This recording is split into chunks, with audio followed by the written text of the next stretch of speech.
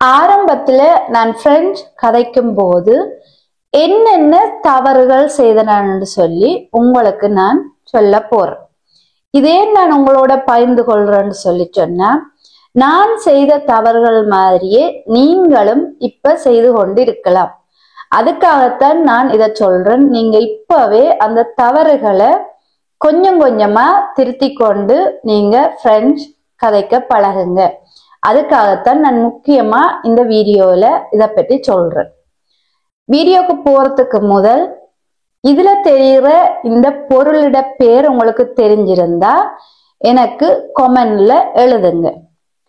அதை விட நீங்க என்னட்டு பிரெஞ்சு படிக்கணும்னு சொல்லி சொன்ன, முக்கியமா பிரெஞ்சு கதைச்சு பழக படிக்கணும்னு சொல்லி சொன்னா எந்த மெயில் அட்ரஸுக்கு மெயில் அனுப்புங்க. அதே மாதிரி டெல்ஃப் எக்ஸாமுக்கு ப்ரிப்பேர் பண்ணணும்டா கூடியும் என்ன மெயில் அட்ரஸுக்கு நீங்க மெயில் அனுப்புங்க. இப்ப வாங்க, நான் என்னென்ன ஆரம்பத்துல என்னென்ன தவறுகள் செய்த நான் பிரெஞ்ச கதைக்க தொடங்கும் போது, படிக்க இல்லை, படிக்க எழுதுறதுக்காக இல்லை, கதை கேட்க நான் என்னென்ன தவறுகள் செய்தனான்னு சொல்லி பார்ப்பேன்.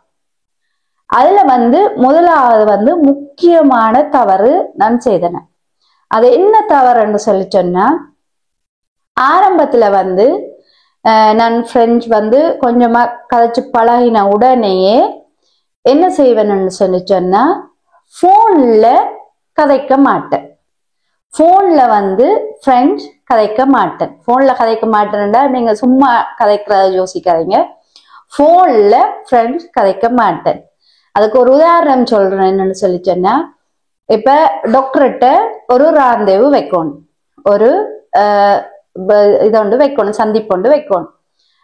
எனக்கு இல்ல என் பிள்ளைக்கோ யாருக்கோ வருத்தமா இருந்தா, உடம்பு சரியில்லைன்னு சொன்னா வைக்கணும்னு சொன்னா, ஆரம்பத்துல நான் இதுக்காகவே டாக்டர் இடத்துக்கு நடந்து நேர போய் அவையோட கதைச்சு ஒரு சந்திப்புக்கு நாளொன்று குறிச்சு வேண்டிக் கொண்டு வருவேன். இதே மாதிரி நிறைய விஷயம், பேங்க்ல ஏதாவது ஒரு அலுவல் இருந்தா, இல்ல கஸ்டமர் கேரோட கதைக்கணும்னு சொல்லி சொன்னா, இல்ல இப்ப ஏதாவது ஒரு வாகன பழுது, இல்ல கஹாஜுக்கு அதுல வேலை செய்யறாக்களோட கதைக்கணும், எல்லாத்துக்குமே ஒரு சின்ன சின்ன விஷயத்துக்குமே நான் என்ன செய்வேன்னு சொன்னா, நேர்ல போய் கதைக்கிறதுக்கு ஆசைப்படுவேன். சரி, இது என்ன காரணம்னு சொல்லி சொன்னா, நீங்க யோசிக்கலாம், நேர்ல போய் கதைச்சா நல்லது தானே, இதுல என்ன இருக்குன்னு சொல்லி. இதுதான் பிள்ளை. ஏன்னு சொன்னா, நாங்க நேர்ல போய் கதைக்கிறத காட்டிலும் போன்ல கதைச்சோம்னு சொன்னா என்ன செய்யும், எங்களுக்கு நேரம் மிச்சமாகும், அதை விட செலவும் குறைவா இருக்கு. அப்ப நான் ஏன் அதை போன்ல கதைக்காம போறதுக்குரிய காரணம் என்னன்னு சொல்லி சொன்னா, எனக்கு நான் என்ன கதைக்கணும்னு சொல்லி பிளான் பண்ணிடுவேன். இப்படித்தான் கதைக்கணும், இதான். ஆனா மற்ற பக்கம் போன்ல இருந்து கதைச்சா நான் அதை கான்சென்ட்ரேட் பண்ணாம, வடிவா அதை கவனிக்காம எனக்கு அது விளங்காது. அவ என்ன சொல்ல வரீனுமண்டு ஒன்று ரெண்டு தான் விளங்குமே தவிர மீதி விளங்காது.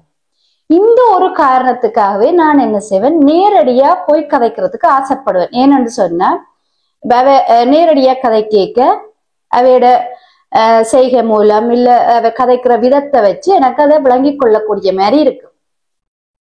இது மிகப்பெரிய தவறு. நான் அதுக்கு பிறகுதான் இதை உணர்ந்தேன். ஏன் சொல்லுங்க, டைம் வேஸ்ட் பண்றோம், நேரத்தை செலவழிக்கிறோம், காசை செலவழிச்சு இதன்றோம். அதை காட்டி வீட்டுல இருந்த மாதிரியே நாங்க போன்ல இலகுவா கதைக்கலாம். இந்த தவறை நான் ஆரம்பத்துல செய்து கொண்டு வந்தேன். அதுக்கு பிறகு எனக்கு கொஞ்சம் கொஞ்சமா எனக்குள்ளே தன்னம்பிக்கை கூடுதலா வர வர நானுமே சின்ன சின்ன விஷயங்களுக்கு நேரடியா போகாம போன்லயே கதைக்க தொடங்கினேன். இதுதான் நான் செய்த பிள்ளைகள்லயே மிக பெரிய பிள்ளையா நான் நினைக்கிறது. ஏன்னு சொன்னா, இப்ப குழந்தைகளோட நேரடியா போறது கஷ்டமான வேலை. அப்ப நான் முதல் திருத்தி கொண்ட பிள்ளையும் இதுதான், பெரியதா செய்த பிள்ளையுமே இதுதான். ரெண்டாவது பிள்ளை என்னன்னு பாத்தீங்கன்னு சொன்னா, ஒரு இடத்துல கதைக்கும் போது நான் என்ன செய்வேன், பெரிய வசனங்களா போட்டு கதைக்கணும்னு யோசிப்பேன். சின்ன சின்னனா கதைச்சா சின்ன பிள்ளைகள் கதைக்கிற மாதிரி இருக்குமெண்டு என்ற மூளையில அப்படியே பதிஞ்சிட்டு, அதால என்ன செய்வேன், பெரிய பெரிய இதா கஷ்டமான சொற்களா தேடி பெரிய பெரிய வசனமா போட்டு கதைக்க ஆசைப்படுவேன். அப்படி கதைக்கும் போது என்ன நடக்கும்னு சொல்லி சொன்னா நிறைய பிழைகள் வரும். இதே நாங்க சின்ன சின்ன வசனமா சின்ன தெரிஞ்ச சொற்களை போட்டு கதைச்சோம்னு சொல்லி சொன்னா பிழை குறைவா இருக்கு. ஆனா நான் ஆரம்பத்துல என்ன செய்தேன்னு சொல்லி சொன்னா சின்ன சின்ன இதா கதைச்சேன் பழகுவான், பெருசா கதைப்போம்னு சொல்லி பெரிய பெரிய வசனமா பெரிய பெரிய சொற்களா தேடி தேடி போட்டு கதைச்சேன். அதால எனக்கு நிறைய பிழைகள் வர தொடங்கியது. பிழைகள் விடுறது நல்லதுதான், நான் இல்லைன்னு சொல்லல, அப்புறம் அதுல இருந்து நான் திருத்தி கொண்டு வந்த நான் தான். ஆனா நாங்க ஆரம்பத்துல கதைக்கிறதுக்கு முடிவெடுத்திருக்கிறோம்னு சொல்லி சொன்னா எப்பவுமே சின்ன சின்ன வசனமா சின்ன சின்ன சொற்களை பாவிச்சு அதுவும் பழக்கப்பட்ட சொற்களை பாவிச்சு கதைக்க பழகணும். இது 2வது பிழை. 3வது என்ன பிழை விட்டனான்னு சொல்லி சொன்னா ஒரு புது போன்ஸ்ல போய் இருக்கிறேன்னு சொல்லி சொன்னா அங்க இருக்கிற எல்லாருமே நிறைய ஒரு தலைப்புல கதைப்பின். இப்ப ஒரு வக்கோன்ஸ் போயிருக்கணும்னு சொன்னா ஒரு விடுமுறைக்கு போயிருக்கணும்னு சொன்னா அங்க நடந்த விஷயம், இல்ல தங்களோட குழந்தைகளோட நடந்த விஷயம், இல்ல தாங்க இப்ப கார் பழக நடந்த அனுபவங்கள், இல்லாட்டி தாங்க ஒரு கடைக்கு போயிருக்க நடந்த எல்லாத்தையுமே பகிர்ந்து கொள்ளுவினும். நான் என்ன செய்வேன்னு சொன்னா அதெல்லாம் பகிர்ந்து கொள்ள மாட்டேன். ஏனென்றா எனக்கு வெக்கம். என்னண்டு எங்கள் சம்பந்தப்பட்ட விஷயத்த மற்றாக்களோட பகிர்ந்து கொள்றேன்னு சொல்லி எனக்கு ஒரு வெக்கமா இருந்தது. அதுக்காக இப்ப தனிப்பட்ட விஷயம் இல்லை, இது ஒரு பொதுவான கதைக்கிறதுக்கு பொதுவான விஷயம். அப்படி அவைகள்கிட்ட நான் கற்றுக்கொண்டது என்னன்னு சொன்னா அவைகள் இப்படி ஒவ்வொரு வித்தியாசமான தலைப்புல கதை கேட்க அவை நிறைய சொற்களும் தேடினும் நிறைய வசனங்களையும் வச்சு கதைக்கணும். எனக்கு ஒரு சின்ன ஒரு விஷயத்த கூட கதைக்க கஷ்டமா இருக்கு. ஏன்னு சொன்னா நான் நிறைய தலைப்புகள்ல கதைச்சு பாக்குறேன். இல்லை இதை என்னண்டு போய் அவைகள்கிட்ட சொல்றேன், இதுக்குமே ஒரு பெரிய தவறு. ஏன்னு சொல்லுங்க, இப்ப நீங்க ஒரு புது போன்ஸ்லயோ ஒரு பிரெஞ்சு படிக்கிறதுக்கு ஒரு வகுப்புல போய் இருக்கிறீங்கன்னு சொன்னா அந்த ஒரு 3 மாதமோ இல்ல 6 மாதமோ அந்த குறிப்பிட்ட காலத்துக்கு மட்டும்தான் அவைகளை நீங்க சந்திக்க போறீங்க. பிறகு நீங்க யாருன்னு அவைக்கு தெரியாது, அவை யாருன்னு உங்களுக்கு தெரியாது. அப்படி இருக்கும்போது சரி, இப்ப எங்கள் சம்பந்தப்பட்ட விஷயங்களை பகிர்ந்து கொள்ள விருப்பம் இல்லாட்டியுமே கற்பனை பண்ணி இப்ப நான் இந்த விடுமுறைக்கு ஜெர்மன் போயிருந்தா என்ன செய்திருப்பேன், இல்லாட்டி இந்த உடுப்பு கடைக்கு போயிருந்தா என்ன செய்திருப்பேன், என்னென்ன உடுப்புகள் வாங்கி இருப்பேன் என்று முடிஞ்சவரை கற்பனை பண்ணியாவது எங்களுக்கு கதைக்க தெரியணும். நான் ஆரம்பத்துல கூச்சப்பட்டு ஒரு இதுகளையும் கதைக்க முன் வராம இதை இப்படி கதைக்கிறதா அப்படியே யோசிச்சு இருந்தா அதுக்கு பிறகுதான் நான் என் சம்பந்தப்பட்ட விஷயங்களையும் சரி கற்பனை பண்ணியும் சரி நிறைய விஷயங்களை கதைச்சு பழகினான். இப்படியான பிள்ளைகள் நீங்களுமே செய்து கொண்டு இருக்கிறீங்க. இந்த கூச்சம் வெட்கம் கதைக்கிறதுக்கு மற்றாக்கள் என்ன நினைப்பினமோ அதெல்லாம் பார்த்து நிறைய விஷயங்களை நாங்க கதைக்காம அப்படியே விட்டுடுறோம். அதுக்காகத்தான் நான் சொல்றேன், நான் செய்த பிள்ளைகளை நான் உங்களுக்கு சொன்னா நீங்களுமே இந்த பிள்ளைகளை செய்து கொண்டிருந்தீங்கன்னு சொன்னா இப்ப இந்த வீடியோவை பார்த்துட்டு அதை கொஞ்சம் கொஞ்சமா திருத்தி கொள்ளுவீங்க. அதுக்காகத்தான் நான் முக்கியமா இந்த பிள்ளைகளை நான் உங்களுக்கு சொல்றேன். அடுத்த பிள்ளை நான் என்ன செய்தேன்னு சொல்லி சொன்னா மற்றாக்கள் கதைக்கிறத கேட்க மாட்டேன். அது என்ன காரணம்னு சொல்லி சொன்னா நான் ஏற்கனவே இதுதான் கதைக்கணும்னு சொல்லி எல்லாம் ரெடி பண்ணி இதண்டு வச்சிருப்பேன். சரியோ, எல்லாம் ப்ரிப்பேர் பண்ணி வச்சிருப்பேன். அதே சமயத்துல எந்த நோக்கம் என்ன, நான் எப்படியாவது அந்த இடத்துல கதைச்சு எந்த விஷயத்த சொல்லி முடிச்சிடணும்னு யோசிப்பேனே தவிர என்னோட கதைக்கிறதுக்கு முன்னுக்கு இருக்கிறாள் என்ன சொல்ல வரீனும்ன்றதை நான் கேட்க மாட்டேன். இது என்னத்தை உருவாக்கும்னு சொல்லி சொன்னா நாங்க என்னத்தை சொல்ல வாரமண்டும் அவைக்கு விளங்காது, அவை திருப்பி என்ன கேட்கணுமண்டும் எங்களுக்கு விளங்காட்டி என்ன செய்யும், எங்களோட உரையாடல் ஒரு சம்பந்தம் இல்லாம போய்கொண்டு இருக்கும். இப்ப முன்னுக்கு நான் ஏதோ கடகடன்னு சொல்லி கொண்டிருப்பேன், முன்னுக்கு இருக்கிறாள் ஏதோ ஒரு கேள்வி கேட்டா அதை கவனிக்காம நான் எப்படியாவது இதை சொல்லி முடிச்சிடணும்னு சொல்லி கொண்டிருக்க அவாக்கு பாக்க என்ன மாதிரி இருக்கும்.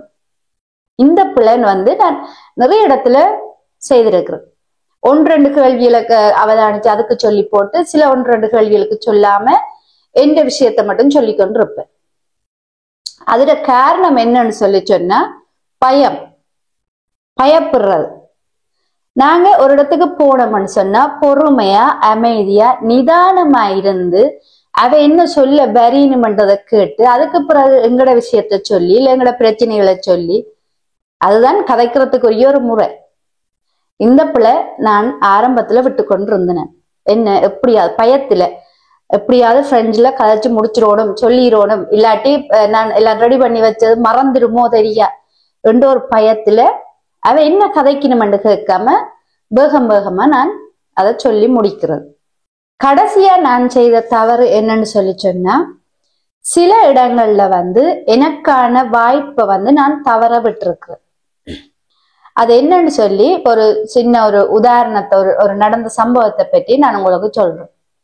ஒரு கூது ஃபான்ஸில நான் போயிருக்கும் போது ஒரு குழுவா பிரிச்சு விடுவேன். ஒரு 6 பேரா ஒரு தலைப்பை பற்றி எங்களோட கருத்தை சொல்லணும்னு சொல்லி அந்த 6 பேரும் சேர்ந்து கலந்துரையாடி சொல்லணும். ஒவ்வொருத்தர் தங்களோட கருத்தை சொல்லணும். அப்படி இருக்கும்போது ப்ரொஃபஸர் ஒரு தலைப்பை தந்தா அப்ப நாங்க 6 பேரும் கதைச்சு எல்லாம் கலந்துரையாடிட்டு சொல்லுவோம். ஒரு ஆளுக்கு ஒரு 3 நிமிஷம் இல்ல 2 நிமிஷம் அப்படி கொடுப்பினும். அப்ப சரி கதைப்பம் இருக்கும்போது எனக்கு பக்கத்துல இருந்த பிள்ளை கேட்டா நீ என்னத்தை பற்றி என்ன கருத்து சொல்ல போறேன். அப்ப நான் அவாக்கு இப்படி சொல்ல போறேன்னு சொல்லின்னு இருக்க. அப்ப ப்ரொஃபஸர் எல்லாரையும் கேட்டுக்கொண்டு வர. அப்ப நான் கடைசியா சொல்லுவோம். ஏன் முதலே முந்தி கொள்ளுவாருன்னு சொல்லி போட்டு நான் கடைசியா சொல்லுவோம் இருக்க. எனக்கு பக்கத்துல இருந்த அந்த பிள்ளை நான் என்ன கருத்து ஜோதிச்சு அவாட்ட சொன்னனோ அத அவ தான் சொல்லிட்ட. அப்ப என்ன எனக்கு திருப்பி உடனே ஜோதிச்சு அந்த இதுல நிமிஷத்துல சொல்றதுக்கு நான் தயாரா இல்லை. அதால எனக்கான வாய்ப்பு இல்லாம போயிட்டு. வாய்ப்பு இருந்தது, அந்த தருணத்துல நான் முந்தி கொள்ளாதபடியா அந்த வாய்ப்பு என்னை விட்டு போய்விட்டது. இப்படி 2-3 இடங்கள்ல எனக்கு நடந்திருக்கு.